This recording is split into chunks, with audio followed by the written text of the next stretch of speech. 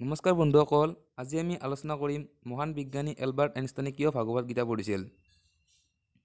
আজিৰ পৰা 5000 বছৰ আগতে গীতাত ভগৱান শ্ৰীকৃষ্ণই সংসাৰৰ সকলো সমস্যাৰ উত্তৰ দিছিল। ভগৱত গীতাত শ্ৰীকৃষ্ণই অৰ্জুনৰ সকলো সমস্যাৰ উত্তৰ দিছিল।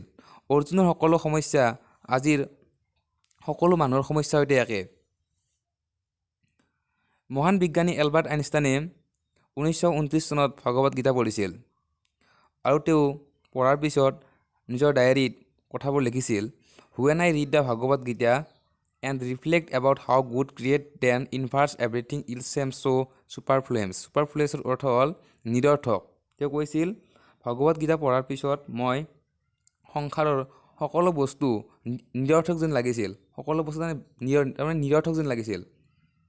তেওঁ কৈছিল, ভগৱত গীতা এনেকুৱা এখন পজিটিভ কিতাপ যিখন পঢ়িলে মানুহে পৰম শান্তি লাভ কৰিব পাৰে আৰু মানুহে আগলৈ ভাল চিন্তা কৰি আগুৱাই যাব পাৰে।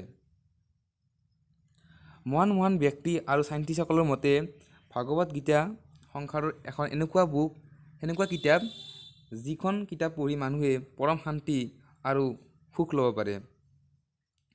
এলবাৰ্ট আইনষ্টাইন এজন বিদেশী ব্যক্তি হৈও তেওঁ ভাৰতৰ মহান কিতাপ আৰু মহান ধৰ্মীয় কিতাপ গীতা পঢ়িছিল আৰু যিখনে তেওঁ পঢ়ি মুঠে কৈছিল যে এখন শান্তিৰ কিতাপ, এইখন পৰম শান্তিৰ কিতাপ, এইখন পঢ়ি মানুহৰ নিজৰ জীৱনক আগুৱাই লৈ যাব পাৰে। বন্ধুসকল, মানুহৰ মাজত এনেকুৱা শক্তি আছে যে তেওঁ যি বিচাৰে তাকে হ'ব পাৰে। মানুহৰ মাজৰ শক্তি অৰ্থাৎ এজন মানুহৰ শক্তি নিউক্লিয় বমতকৈ বেছি শক্তি আছে। যি শক্তিয়ে তেওঁক ভাল কামত প্ৰয়োগ কৰিলে সেই মানুহ আগুৱাই যাব পাৰে, সেইজন ব্যক্তি আগুৱাই যাব পাৰে। বন্ধুসকল, আমি সকলোৱে ভগৱত গীতাত পঢ়া উচিত আৰু যিখন কিতাপে আমাক হয়তো এনাৰ্জি দিয়ে। মহান বিজ্ঞানী এলবাৰ্ট আইনষ্টাইনে সেইকাৰণে হয়তো এই কিতাপখন পঢ়িছিল আৰু তেওঁ এই কিতাপখন পঢ়ি শান্তি লাভৰ কথা উল্লেখ কৰিছিল।